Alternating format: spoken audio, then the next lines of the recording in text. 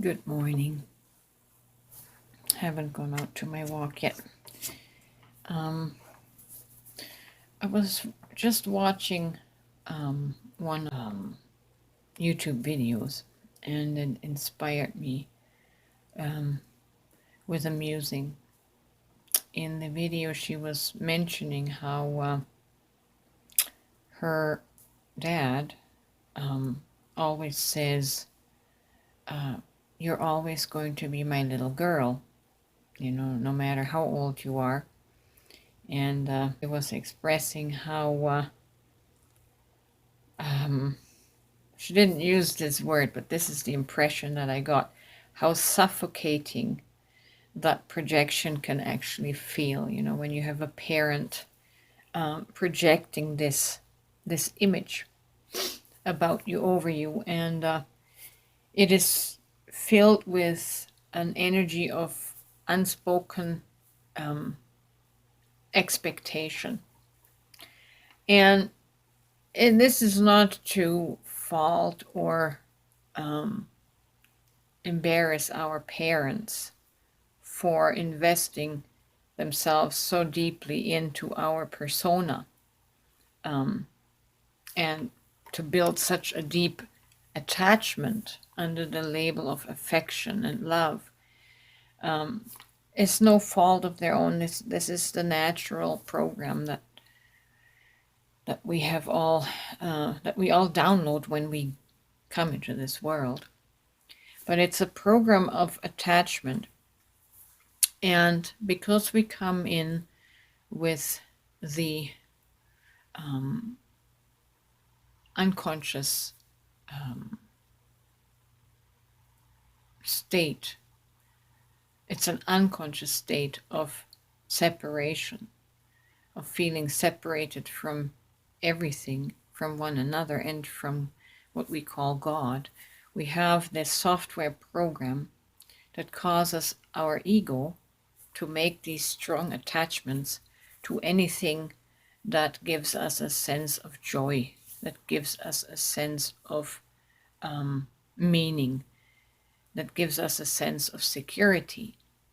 And as a parent, that bond is very strong from a parent to a child, because the baby, the child, gives the parent so much joy, so much fulfillment, so much meaning in this life, that we're attaching unconsciously to one another to try and secure that meaning, to try and secure that unconscious feeling that it gives us. But it's all coming from the separated self. The separated self. We're even feeling separated from ourselves because of the veil that is over our conscious realm. And so this is often why romantic relationships will fail, because that kind of attachment becomes suffocating after a while, and a person almost feels like drowning. And that's when you will notice a pushback, and the response of rejection will surface more and more, because the person is just trying to get some breathing space, some personal space, right? And I learned this also through the twin flame journey, and as explosive and dynamic the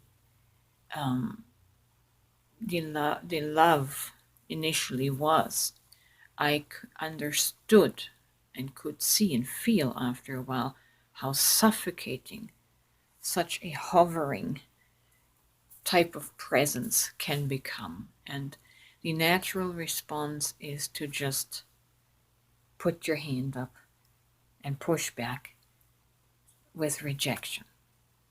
It's not that we mean to hurt our loved ones, but this is just a natural response from the soul um, that feels completely overshadowed, overtaken by another personality.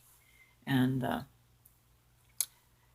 yeah, it's not, even though the response, he said, my goodness, I'm a 50-year-old woman.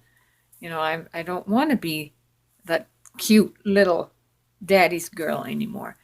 The parent can perceive that and will perceive that as rejection on some level. And it's not malevolent. It's just the natural response of not wanting to be smothered or mothered or daddied for the rest of your life. And so these feelings of rejection will arise. Um, but it's a growth. It's going to be a trigger to the other person's ego. It's going to trigger pain and rejection, and hopefully that will bring awareness to that person's own ego and their own needs, their codependency, their clinginess, on some level, right?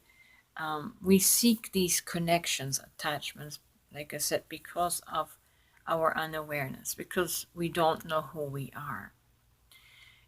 When we awaken to our own true state, to our divine state or the Christ state, uh, where there, when we no longer perceive the separation that we have to God or to the divine and ourselves, once that merges inside of us, I mean, that is the greatest separation that we actually feel, the separation from God.